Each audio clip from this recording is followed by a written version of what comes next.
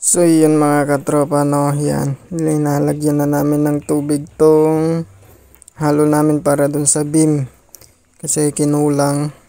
Yan si Kuya Al at saka si Romy kasama ko, tas si paring Moy, tas si Kuya Apol nandun sila sa taas nagle-layout para sa paglagyan ng hollow blocks.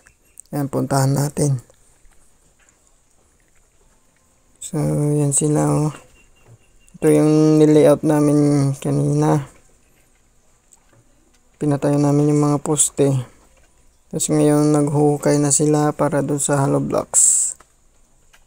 Kami naman doon sa binubuhusan namin yung beam doon sa baba.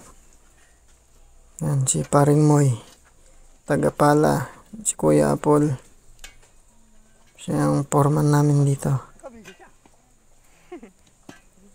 Naghuhukay sila para sa hollow blocks.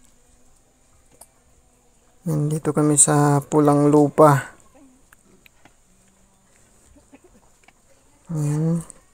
So yun lang mga katropa, panoorin niyo po hanggang dulo.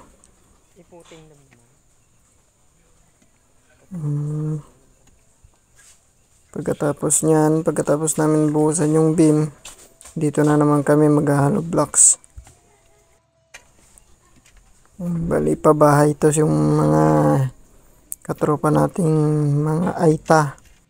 Yan, ito po yung mga pabahay nila dito sa pulang lupa.